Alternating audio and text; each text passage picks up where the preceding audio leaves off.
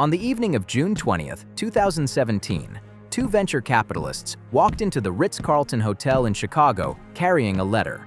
They had come to deliver it in person to one man, Travis Kalanick, the co-founder and CEO of Uber.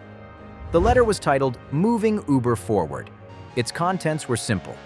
Kalanick had to resign as CEO immediately.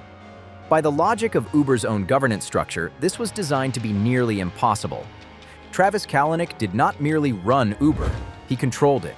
He held a special class of shares that carried 10 votes per share, and he controlled multiple seats on the board of directors. In fact, he had structured the company, deliberately and from early on, so that it would be extraordinarily difficult to remove him against his will.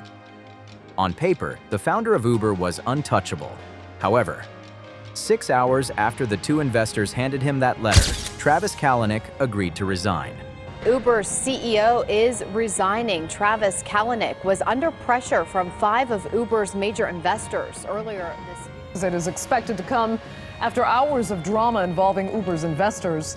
Well, Uber founder Travis Kalanick announced he's resigning as CEO after 5 major investors demanded that he go. That according to the New York Times. This is a story about corporate control, what it actually is, who actually holds it, and the difference between the power written into a company's legal documents and the power that operates in the room when the people who supplied the money decide they have had enough. Travis Kalanick had built himself a fortress. What he discovered in that hotel room in Chicago was that the fortress was only as strong as the willingness of his investors to respect its walls. Uber was founded in 2009 by Travis Kalanick, Garrett Camp, and Ryan Graves, growing out of a now-famous evening in which Camp and Kalanick could not find a taxi on a snowy night. Kalanick had founded ventures before, and he was intensely focused on not becoming the kind of founder who gets sidelined from the company he builds.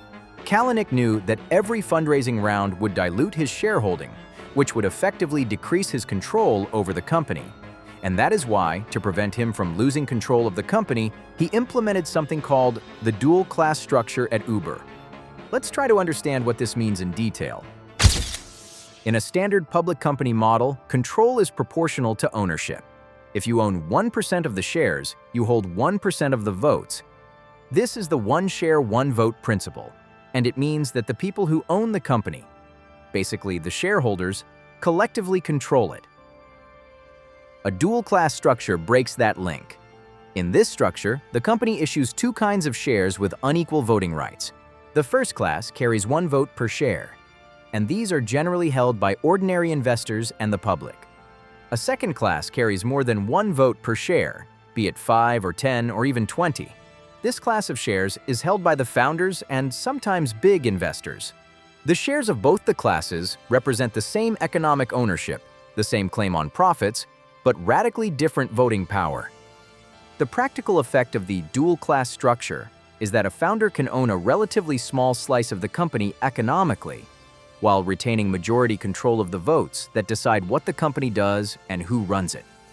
Travis Kalanick and Garrett Camp held these super voting shares, 10 votes for every 1 share held. Together with Ryan Graves, the third co-founder, the 3 men held enough super voting stock to command a majority of the votes, which meant that on any decision that came to a shareholder vote, the founders could not be outvoted by everyone else combined. In Uber's case, some early investors also held these 10-to-1 super voting shares. In fact, Kalanick added another layer of protection through the structure of the board. Uber's certificate of incorporation allowed for 11 board seats, with 9 of them controllable by the super voting shareholders, which is to say, by Kalanick and his allies. By 2016, the structure had done exactly what it was designed to do. Uber was valued at nearly $70 billion. Kalanick became one of the most powerful executives in the technology industry, and he sat atop a governance system engineered to make his position unassailable. The fortress was complete. We break down corporate power struggles and structural failures like this into clear, understandable systems. Subscribe if you find this analysis useful. A fortress is only tested when something pushes against it. Uber had faced controversies before, but in early 2017, the pressure changed character. A cluster of scandals hit at once. at a scale the company could not ignore, arriving not as a single blow, but as a sequence of crises faster than the company could absorb them. To begin with, on February 19, 2017, a former Uber engineer named Susan Fowler published a blog post describing a year of sexual harassment and a dysfunctional sexist culture at the company. Complaints she said management had repeatedly ignored. Her post went viral, and it prompted Kalanick to commission an external investigation led by former United States Attorney General Eric Holder. 4 days later, Waymo, the self-driving car company owned by Google's parent Alphabet, sued Uber, alleging that a former Google engineer had stolen trade secrets and brought them to Uber's autonomous vehicle program. Shortly afterwards, a dashcam video surfaced showing Kalanick himself in the back of an Uber, arguing aggressively with one of the company's own drivers about falling fare. The video spread across the internet within hours. But people are not trusting you anymore. Do you think people will buy cars anymore?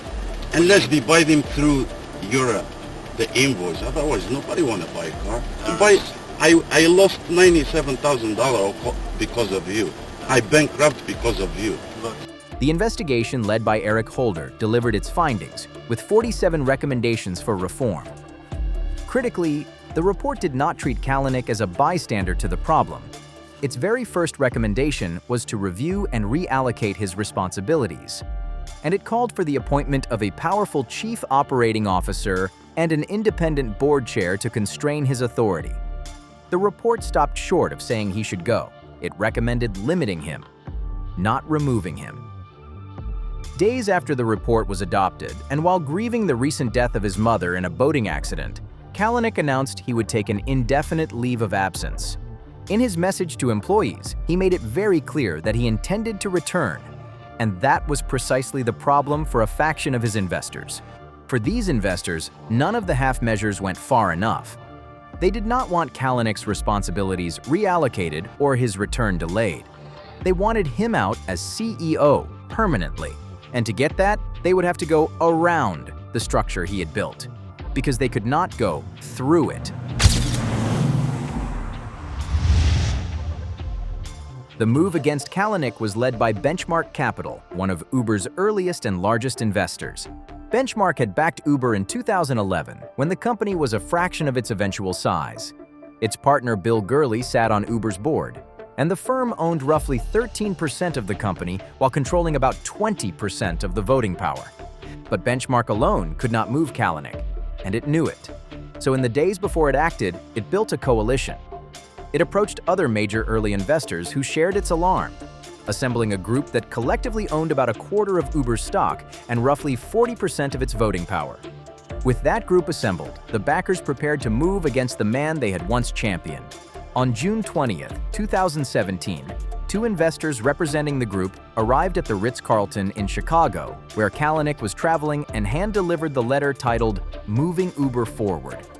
It was signed by 5 of Uber's major investors: Benchmark, First Round Capital, Lowercase Capital, Menlo Ventures, and Fidelity Investments.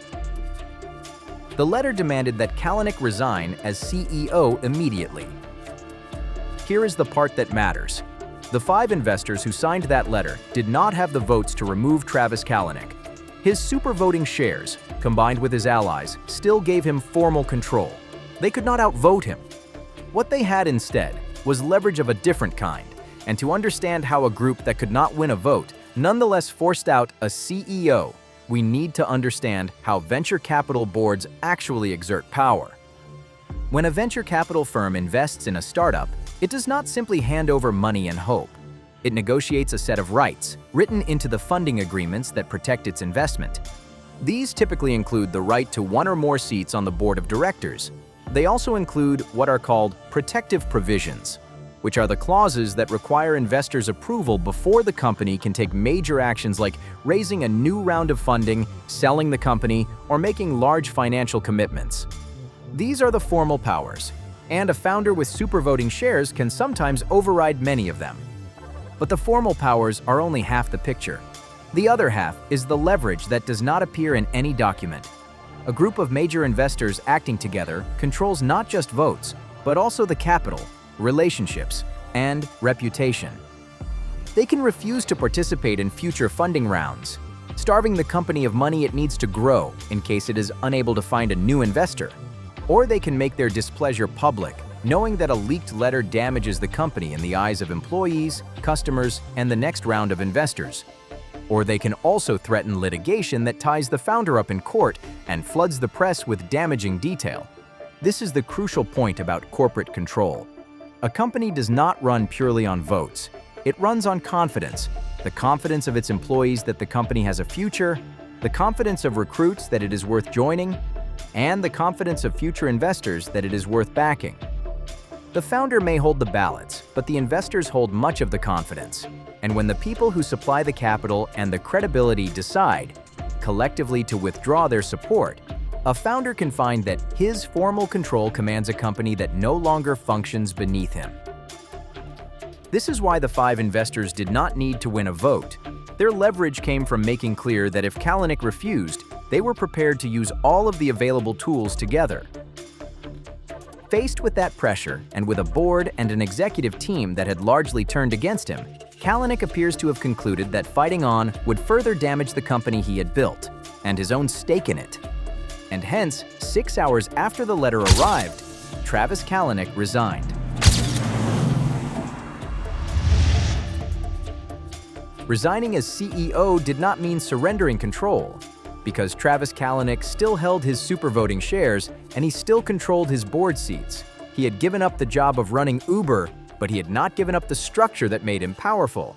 And over the following months, he made it clear that he intended to use it. In August 2017, Benchmark sued Travis Kalanick, seeking to force him off the board entirely.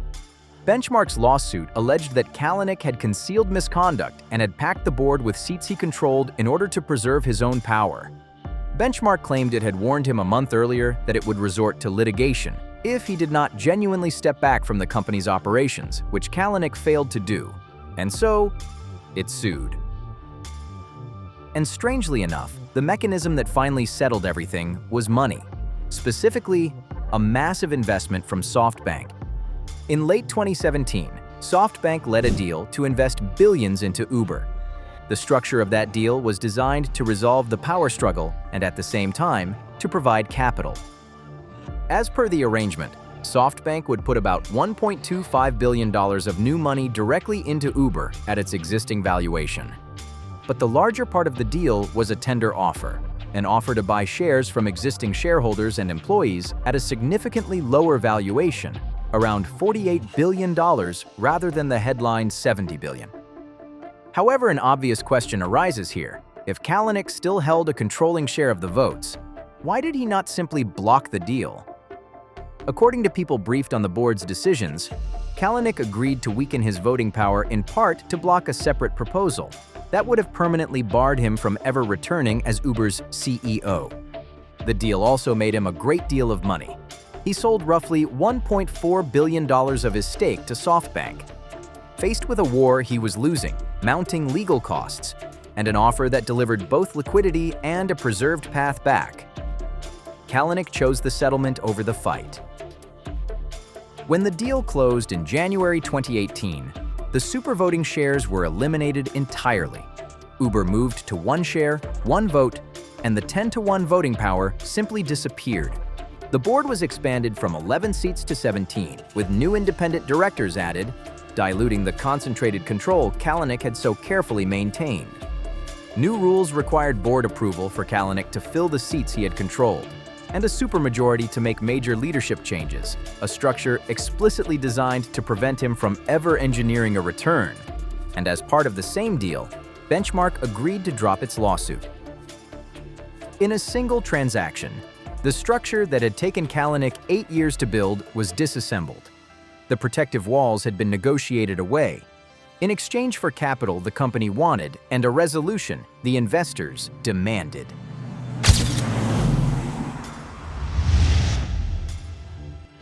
Travis Kalanick left Uber's board of directors entirely on December 31, 2019, and sold his remaining shares.